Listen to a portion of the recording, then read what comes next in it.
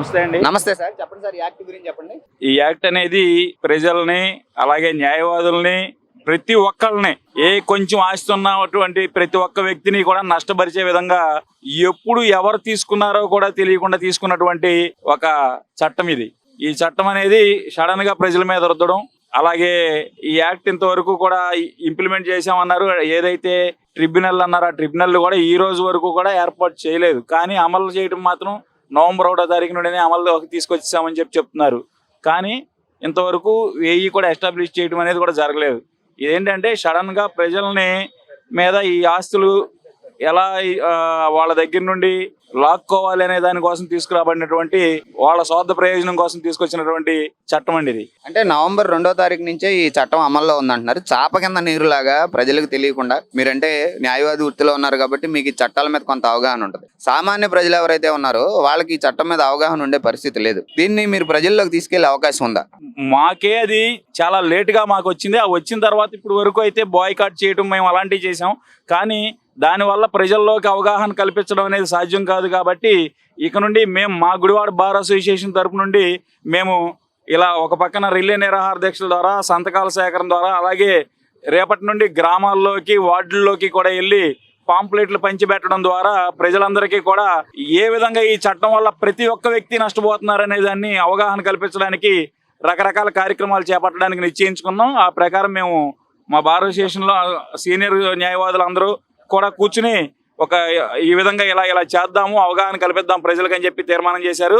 అలాగే ప్రజలందరికీ కూడా అవగాహన కల్పించి సంతకాలు సేకరించి ప్రభుత్వం ఈ యొక్క చట్టాన్ని రద్దు చేసుకునే వరకు కూడా ఈ యొక్క ఉద్యమాన్ని మేము ఉధృతం చేద్దామని చెప్పేసి నిశ్చయించుకున్నామండి. అంటే ప్రజలకి ఏమాత్రం ప్రయోజనం లేని ఇలాంటి చట్టాలని ప్రభుత్వం తీసుకురావడాన్ని మనం ఏ రకంగా అర్థం చేసుకోవాలి? ఇది ఒక్కళ్ళకన్నా కనీసం ఇప్పుడు ఏదన్నా కొన్ని చట్టం తీసుకొచ్చారు. ఉదాహరణకి ఇప్పుడు తెలంగాణలో బస్సుల్లో మహిళలకు ఉచిత ప్రయాణం అని అన్నారు. దానివల్ల ఇప్పుడు కొంతమంది ఆటో వాళ్ళు మేము నష్టపోతున్నాము, మాకు ఇట్లాగని అంటున్నారు.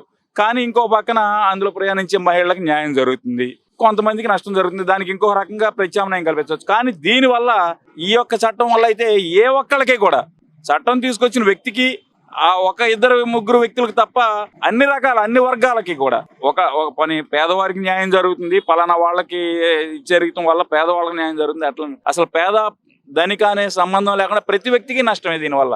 అంటే ప్రభుత్వంలో ఎవరైతే కీలకంగా ఉంటారో, లేకపోతే ప్రభుత్వ అధికారుల మీద ఎవరైతే పెత్తనం చేస్తారో వాళ్ళకు మాత్రమే ఈ చట్టం ఉపయోగపడే రకంగా అనిపిస్తుంది మీరు చెప్తున్న దాన్ని బట్టి. దీనివల్ల సామాన్య ప్రజలు నష్టపోయే అవకాశం తీవ్రంగా ఉందిగా. బాగా పూర్తిగా నష్టం కూడా అది ఒక రకంగా చెప్పుకోలేనంతగా. ఎందుకనంటే ఇంకా కోలుకోలేని విధమైన నష్టం జరుగుతుంది. అది ఆస్తి మీద హక్కు కోల్పోవడం అంటే ఇప్పటికే చూస్తున్నాం. చాలా మంది మాది పలానా ఎమ్మెల్యే లాక్కున్నాడు, పలానా ఎమ్మెల్యే అనుచరుడు లాక్కున్నాడు, దానివల్ల మేము అని చెప్పేసి మేము పురుగుల మందు తాగుతాము అని చెప్పి ఇప్పటికే చాలా మంది మనం టీవీల్లో ఈ సోషల్ మీడియా ద్వారా చాలా మందిని చూస్తున్నాం.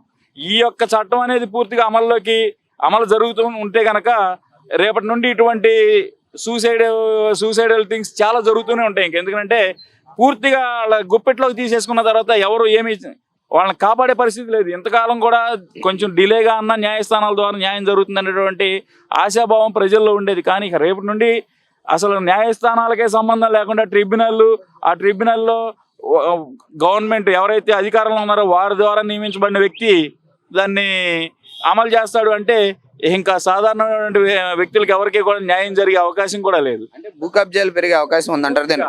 పూర్తిగా 100%. దీంట్లో ఏమాత్రం అనుమానం లేదు. అసలు భూ కబ్జాల కోసం చేయబడినటువంటి చట్టం అది. ఆఖరిగా మీ బార్ అసోసియేషన్ తరపున, గుడివాడ బార్ అసోసియేషన్ తరపున ప్రభుత్వానికి ఏం చెప్పదలుచుకున్నారు? ఈ విధమైనటువంటి చట్టాలు తీసుకురావడం ద్వారా ఏదో తీసుకొచ్చి ఈ విధంగా మేము అందరూ సైలెంట్ గా ఊరుకుంటారు, మేము మామూలుగా చాటుగా ఏమైనా చేసుకుపోవచ్చు అనుకుంటే అది సాధ్యమయ్యే పని కాదు.